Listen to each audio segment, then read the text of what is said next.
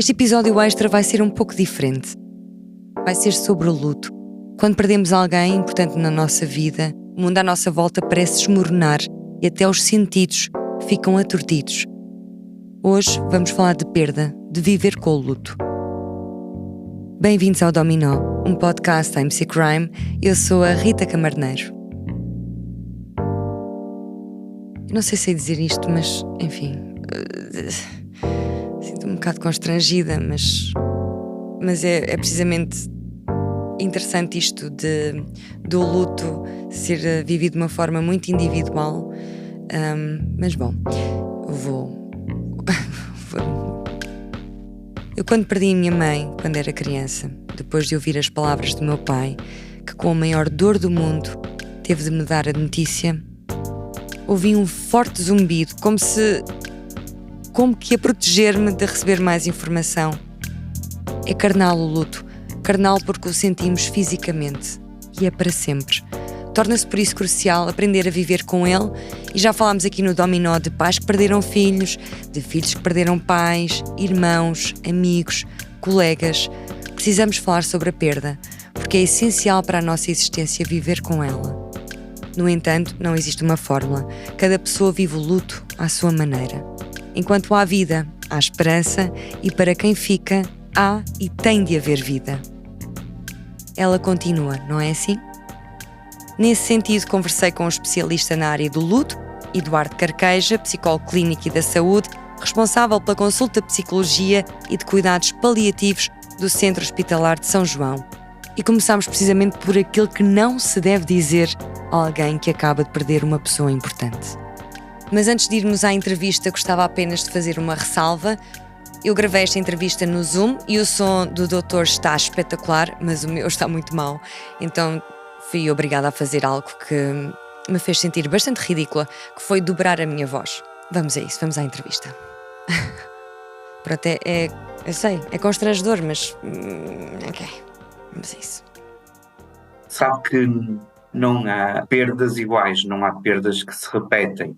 Há perdas que na sua silhueta externa podem ser identificadas como idênticas, como iguais, mas na vivência, que é isso que nós temos que ter em conta quando estamos com pessoas enlutadas, é na sua vivência, são únicas, não é? É muito frequente nós ouvirmos das mais diversas pessoas: eu sei que tu estás a passar, eu também já perdi o meu pai, sei bem que isso custou, eu também perdi o meu. É uma autêntica tonteria o que se diz, e uma tontice. Porquê? Porque a única coisa comum foi que ambas as pessoas perderam um familiar, que é o pai. Mas quer um, quer outro, tiveram naturalmente experiências vivenciais diferentes. Portanto, não me dá a mim o direito de dizer: eu sei que tu estás a passar, eu sei quanto isso custa. Não, eu sei o que me custou a mim quando eu perdi o meu pai. E entendo que para ti possa também ser difícil, mas eu não sei o que te está a custar a ti. Tu podes-me dizer que me está a ser difícil, que tenho muitas saudades, mas são sempre as tuas saudades. Ou seja, esta subjetividade do sofrimento deve ser respeitado. Se eu normalizo, ou se eu identifico o sofrimento comparável com o sofrimento do outro, eu estou a fazer algo que é incorreto, mais uma vez. A subjetividade não pode ser comparável, não é? Nós comparamos aquilo que é objetivo. 1 é igual a 1, ponto. Isso por acaso é muito comum, não é? Dizer a alguém que perdeu uma pessoa importante: eu já passei por isso, pelo mesmo. Mas ao mesmo tempo estamos a tirar, de forma não intencional, claro, o espaço do outro e a dor do outro, não é? Claro, mas isto é muito frequente. E depois tem outra coisa que é, eu sei, e é muito interessante, nós quando, até por questões mais até profissionais, eventualmente estamos num velório, é muito interessante enquanto fenómeno percebermos que as pessoas quando dizem isto, não só dizem isto: eu sei que estás a passar, eu também quando o meu pai morreu, custou-me, que a seguir o discurso vem todo centrado na pessoa que está a dizer isto, e não na pessoa que está em sofrimento. Portanto, há aqui um pouco do virar, um pouco não, muito do virar a agulheta para o alvo, que é a pessoa que efetivamente é o alvo da nossa atenção, ou deve ser naquele momento, para falar de mim, como é que foi, e depois temos outra coisa que é começarmos a dar recomendações.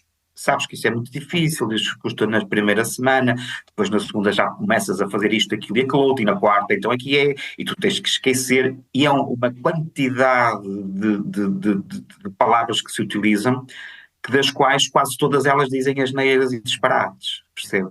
É muito do que nós fazemos quando treinamos, quer com psicólogos, quer com outras pessoas, o que nós treinamos é sobretudo as palavras e o que não devem dizer, e o que não devem fazer.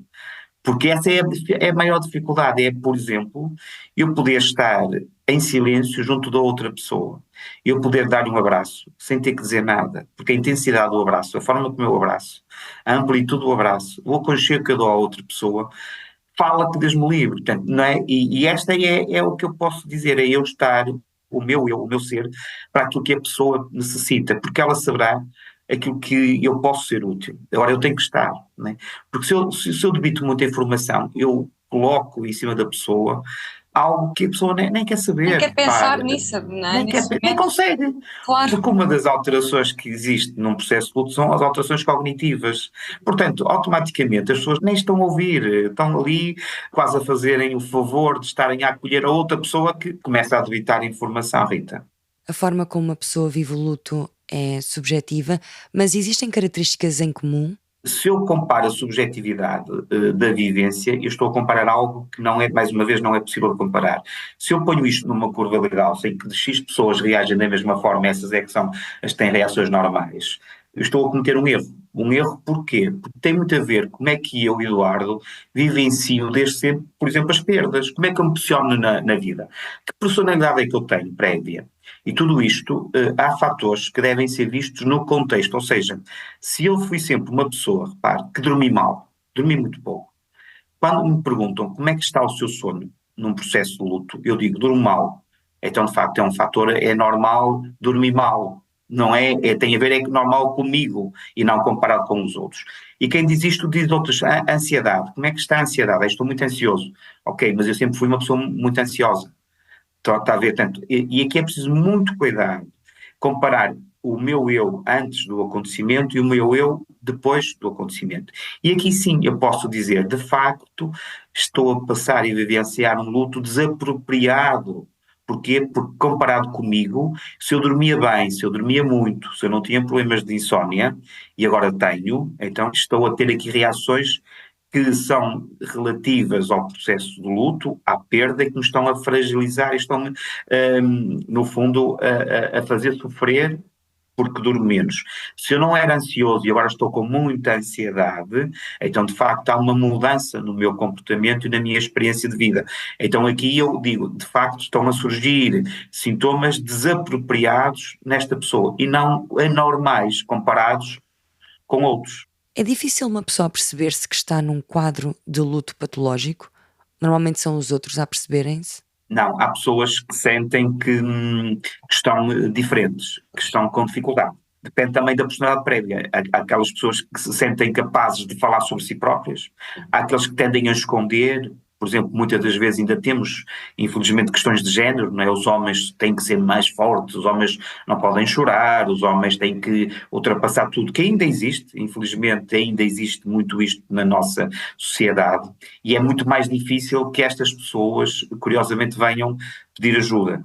Curiosamente, referem que outros é que estão a precisar de ajuda, não é? Mas quem está a precisar, muitas das vezes, é a própria pessoa.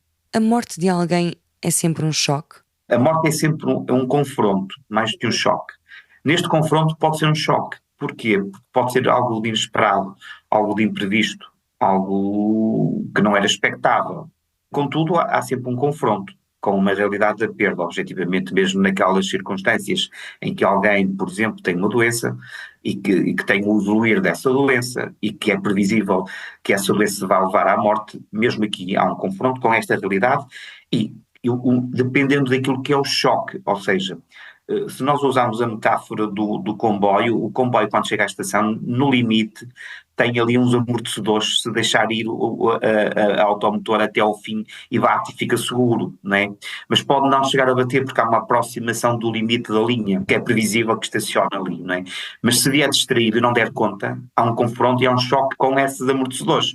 Faz, não é? uma intensidade muito grande, porque não era previsível, não é? Pelo menos estava distraído que pudesse acontecer.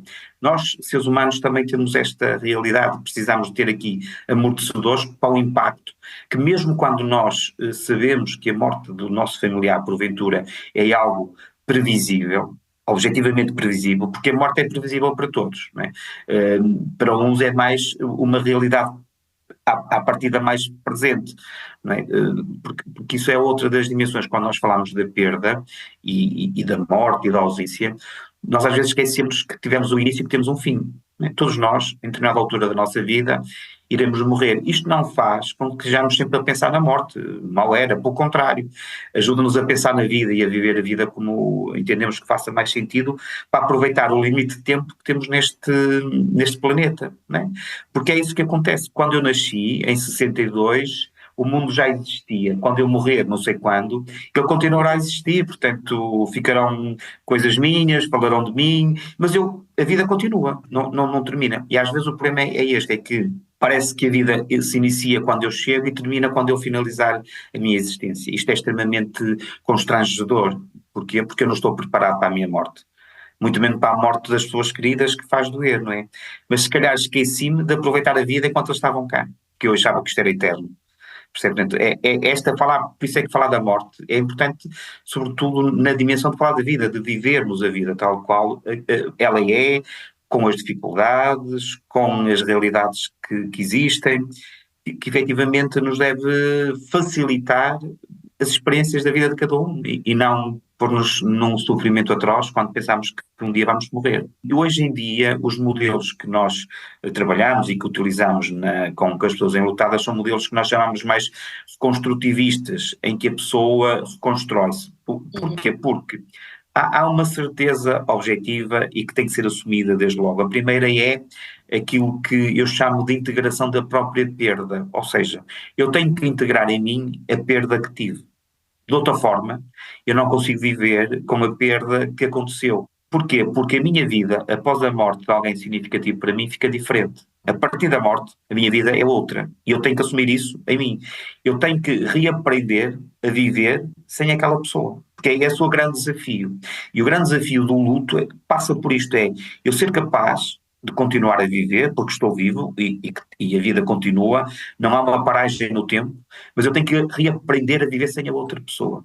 Eu tenho que encontrar aqui um caminho que me possibilita viver, sabendo que, por exemplo, no caso, imagine, quem ia à casa dos pais ao domingo a almoçar, quando eles morrem, isso já não existe. Portanto, eu tenho que reaprender que à hora do domingo, à hora do almoço, eu não vou à casa dos meus pais, porque eles já não estão lá para almoçar comigo e eu com eles. Portanto, eu tenho que reintroduzir aqui novos procedimentos, tenho que reintroduzir aqui novas formas de viver. E o mesmo funciona para quando é o aniversário da pessoa ou da morte. Quando se aproximam fases mais complicadas, integrar é também pensar no que vou fazer, antecipar esses momentos mais complicados? Sim, repare, e integrar, às vezes nós temos ideia que, então quando são filhos que morrem, de preencher o vazio. É um vazio que vai ficar a vida inteira. Não há preenchimento de vazio. O único preenchimento que temos são as memórias, mas esse não é suficiente para preencher o vazio da presença e da ausência física. É um vazio que fica objetivamente na pessoa, mas que a pessoa tem que saber que faz parte da sua existência. E que há um vazio que pode ser preenchido, que é um vazio mais de uma vinculação diferente, uma vinculação em que eu vinculo com alguém, perpetuando essa pessoa na memória, né? Na memória por um lado e no outro lado muito forte que é o amor. Então eu tenho que assumir em mim que há duas formas de manter estas pessoas vivas. Uma através da memória e a outra através do amor. E que caminham de mão dada, porque é a única forma que eu tenho de continuar a amar, continuar a me lembrar da pessoa, sabendo que não a tenho fisicamente comigo, porque não há outra forma. E memória, estamos a falar de recordar momentos bons? Não é difícil às vezes ao viajar no tempo conseguir controlar pensamentos ou memórias menos boas? Ou seja, de que forma é que isso não nos deita abaixo? Sim, repare, há uma coisa que eu também trabalho muito e que é importante que refletirmos sobre isto, que é, por exemplo, quando eu olho para uma fotografia de alguém querido, imagino, olhar para uma fotografia, no caso concreto muito objetivo, dos meus pais, que já faleceram, os dois, eu posso olhar para uma fotografia e a fotografia vai-me trazer e deve trazer a experiência e a vivência que foi feita na altura em que foi feita a fotografia, não é? Não vai trazer outra coisa que não aquilo. Mas muitas das vezes o que nós vemos as pessoas é dizer, esta fotografia, vou deixar de ver fotografias porque isto dói-me muito. ficou a sofrer muito por ver esta fotografia. Não é a fotografia que faz doer, é a ausência da pessoa que faz sofrer eventualmente. Porque aquela fotografia, se foi tirada numa altura em que estavam todos bem dispostos, a fotografia não altera, porque ela nem tem vida. E muito do trabalho também que fazemos é exatamente isto, é ajudar as pessoas a contextualizarem-se, a focarem-se naquele tempo onde foi tirada a fotografia, naquele momento em que foi exatamente tirada a fotografia. Porquê? Porque essa circunstância não pode ser alterada. O que altera, facto, e faz sentido, é eu não ter a pessoa agora. Então são coisas distintas. Uma coisa é eu não ter a pessoa agora que me faz sofrer. Outra coisa é a fotografia, que foi fantástica, tirada em determinada altura. Sim. Não sei se... Sim, e nós às vezes confundimos tudo. E isto é fundamental ser distinguido. Não é? O que o faz sofrer é não ter a sua esposa juntamente consigo hoje aqui. Porque essa fotografia que foi tirada junto, aonde, não sei o que, não é? Vocês, como é que disse-me, estavam felizes da vida. Tinha sido uma manhã muito bem passada. Isso continua lá. Isso continua. A história não muda. Está a ver? E às vezes, isto é um trabalho que nós temos que fazer muito em terapia, para que as pessoas não desvalorizem, porque estão em sofrimento, como é evidente, as coisas boas da vida que tiveram. Porque elas mantêm-se. Não é? Agora, outra coisa é a ausência das pessoas que eventualmente naturalmente faz sofrer. Em caso de acidente ou de crime, infelizmente em Portugal é mais raro esta situação de crime, mas o luto torna-se mais complicado porque é difícil arranjar uma explicação para aquilo que aconteceu. Sim, nós somos seres que precisamos de ter controle e compreensão do mundo que nos rodeia, que é para a nossa existência, que é para quando ela deixa de ser uma realidade. E aquilo, se há uma doença, há uma justificação, mas mesmo quando há uma doença, nem sempre a justificação é vertida para essa doença. Muitas das vezes existe aqui alguma dificuldade em dizer que foi da doença. Não, se calhar foram os cuidados que não foram prestados. Portanto, há aqui uma tentativa, sempre, que é perfeitamente compreensível, mas que nós não podemos deixar as pessoas alocadas aqui a encontrar uma justificação, porque muitas das vezes essa justificação é o facto só, e com todo o respeito, de estarmos vivos, não há outra forma. Ou seja, a única razão que existe é que a vida é feita destas formas. A vida que nós vivemos, aparentemente, aqui parece que deixa de ter a lógica que as pessoas queriam ter, que é, as pessoas nascem e só morrem quando for velhinhas, e mesmo assim velhinhas quase com 250 anos. Esse mundo não existe. O nosso mundo não é este. Não é? É por isso que morrem crianças, morrem adolescentes, morrem bebés no ventre da mãe, morrem bebés ao nascer, morrem pessoas com 100 e picos anos. Portanto, há uma panóplia diversificada do fim da vida de cada um de nós, porque este é o mundo em que nós vivemos. Se nós deixarmos que as pessoas que estão em sofrimento tremendo comecem nesta espiral de injustiça, não estamos a atenuar nenhum sofrimento, estamos a potenciar ainda mais, não só a perda, como também o ato que as pessoas têm de percepção de injustiça. Então ainda é mais difícil eu lidar com isto, mais sufocante é para mim a perda que eu tive, porque efetivamente não foi só a perda, foi a injustiça. Como parece que, e é natural que assim seja, parece que só acontece a mim o que acontece a toda a gente na vida. Todos nós, mais tarde, mais cedo, iremos ter perdas significativas, não é? Mas quando nos toca a nós, de facto, elas são experienciadas de uma forma única. E, uma vez mais, neste caráter subjetivo da experiência. E a terapia começa precisamente por aí, por contar a história? Sim, é importante até para que a pessoa se situa. O primeiro passo tem que ser feito num processo de ajuda no luto, é que a pessoa integre em si. Há quem fale do aceitar a perda. Eu considero que o aceitar não é um termo ajustado. Porquê? Porque não é uma questão de aceitar ou não. A morte de alguém não se aceita, acontece. Não é? Eu posso integrá-la na minha vida ou não integrar. Não é? Eu muitas vezes digo às pessoas enlutadas, quando as pessoas num grande sofrimento, e é compreensível que assim seja, dizem, eu não aceito a morte do meu filho. Ok? E agora? O que é que acontece? Não aceita. E agora? O seu filho não morreu? O que me está a dizer é que é muito difícil para si, é uma coisa intolerável que o seu filho tenha morrido. Faz todo sentido. Agora, não é uma questão de aceitação. Mesmo que a senhora ou o senhor não aceite, infelizmente o seu filho morreu. Então temos de trabalhar outras formas de lidar com isto. Porque senão as pessoas ficam numa resistência muito grande. Eu não aceito, eu não aceito, eu não aceito. Não. A morte não se aceita, a morte acontece. Não é? E isto é importante também que tenhamos, com todo o cuidado e com toda a compreensão, isto tem que ser trabalhado com as pessoas. Porque se nós não tivermos esta atitude, as pessoas ficam ainda mais em maior sofrimento. Porquê? Porque se eu não aceito, parece que não aconteceu. Não é? E não é verdade, infelizmente, o que todos queriam que não acontecesse, aconteceu, foi a morte. Não é? E não há uma escolha quando ela acontece, eu não posso escolher. Eventualmente eu posso escolher se assim for possível, como é evidente, antes dela acontecer. E há delírios quando uma pessoa passa pelo processo de luto? É normal esta despersonalização? Em quadros psicopatológicos, sim, mas há outras coisas que fazem parte de um quadro perfeitamente ajustado e que tem a ver com até, repare, quase o sentimento de presença do outro. Não é? É muito recorrente nos primeiros meses que as pessoas, por exemplo, sintam que a outra pessoa que morreu possa aparecer, possa surgir, possa ser vista. Porquê? Por um lado, temos o desejo de ver a pessoa novamente, por outro lado, temos a memória da existência da outra pessoa. E isto conjuga-se, muitas das vezes, em parece que vi. Né? E repare, é muito recorrente, sobretudo até em senhoras, que digam ao seu eu estou a ficar maluca, porque eu até acho que tenho que ir a algum sítio, porque isto parece cedo, porque eu acho que agora vejo o meu marido, sinto o meu marido atrás de mim. E quando nós perguntamos, sim, mas a que horas é que sente, quando é que mede, escreva como é que sente o seu marido. As pessoas relatam muitas das vezes situações em que, por exemplo, ao fim do dia, que estão na cozinha e sentem o marido a chegar a meter a chave na porta. Porquê? Porque era isso que acontecia. Por volta das 7, 7h30, 8 horas, o marido chegava à casa, metia a chave na porta, dizia: "Oh Maria, então, o que é que temos hoje para jantar?" E vinha, fazia um miminho. Isto fica na recordação, na memória física e na memória mais subjetiva, né? Porque efetivamente são anos, muitas das vezes, que isso acontece. E depois é o desejo que eu quero que isto aconteça e que não queria que acontecesse a morte.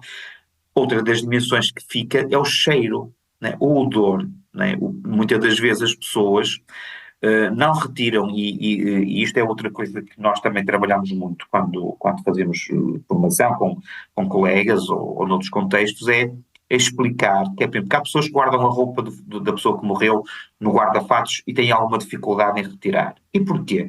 Porque muitas das vezes é o foco onde vão, como as pessoas dizem, vou fazer uma inalação do perfume da minha filha, do meu filho, ou do meu marido, ou da minha esposa, e vão cheirar a roupa. Porquê? Porque o cheiro, o odor, rapidamente chega ao cérebro e rapidamente chega à nossa memória. E repare, é muito interessante porque o perfume, o odor, muitas das vezes, nós podemos dizer assim, cheira, sei lá, a rosas, cheira não sei o quê.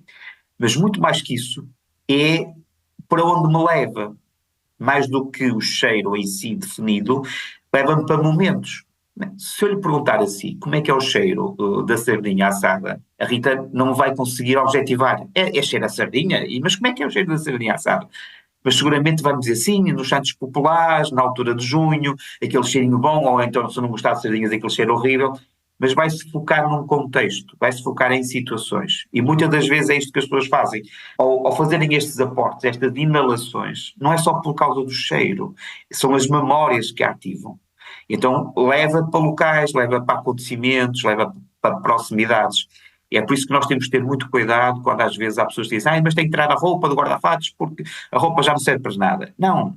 Porque é que ainda tem a roupa? Porque é que precisa ter a roupa no guarda-fatos ao fim de um ano? Mas não faz mal guardar a roupa, certo? Mais uma vez tem a ver, imagine, se eu tenho muito sítio onde ter roupa e nem preciso daquele guarda-fato para nada, naturalmente pode ser inofensivo, pode não ter aqui nada de complexo, nem nada até, desculpa a questão de prejudicial, né?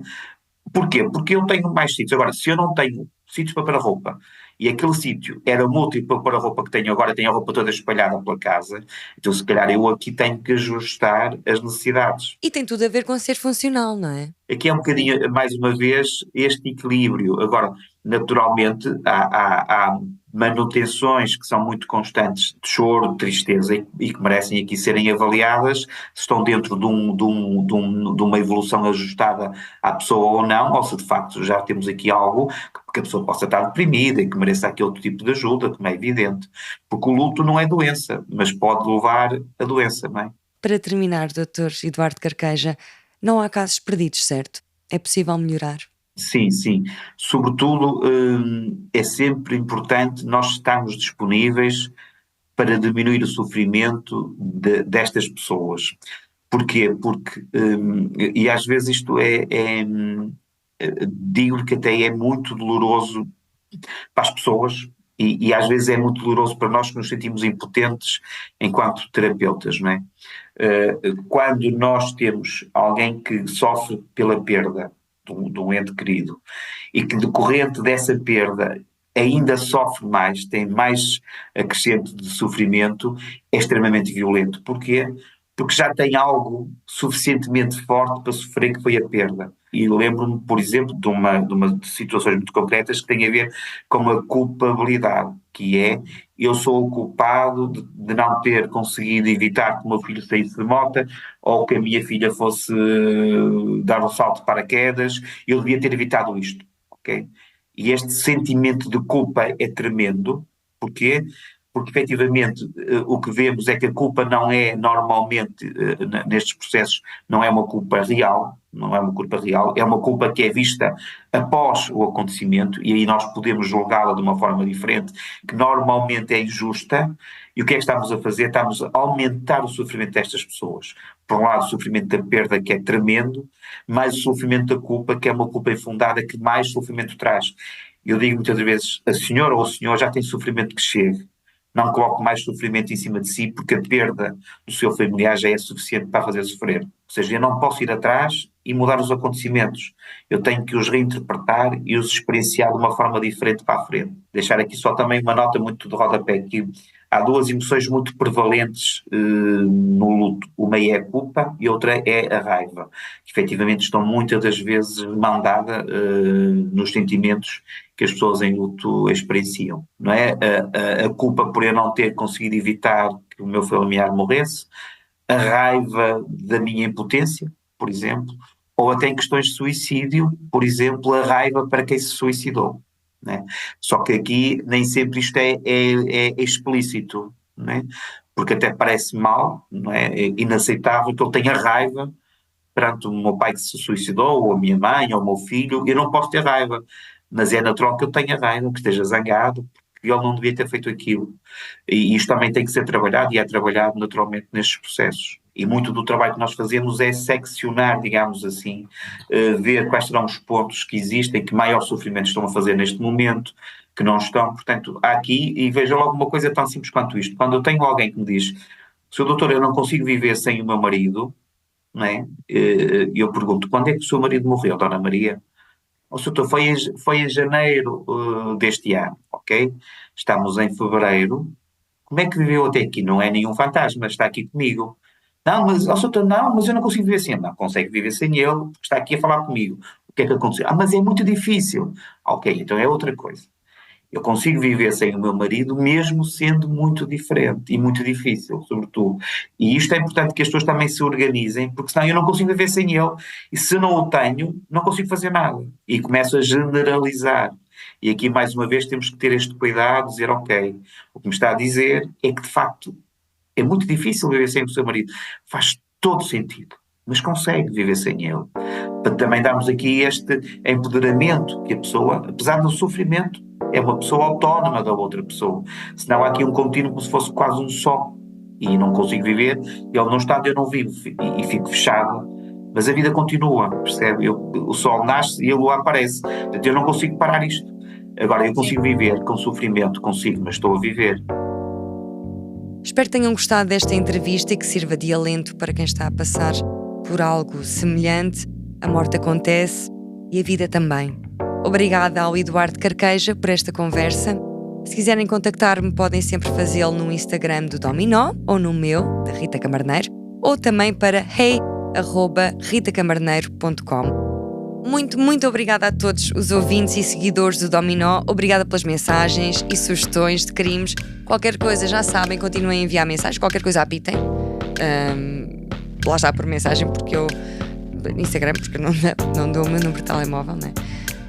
Ainda é cedo. Bom, este foi o Dominó, um podcast Time to Crime. Eu sou a Rita Camarneiro.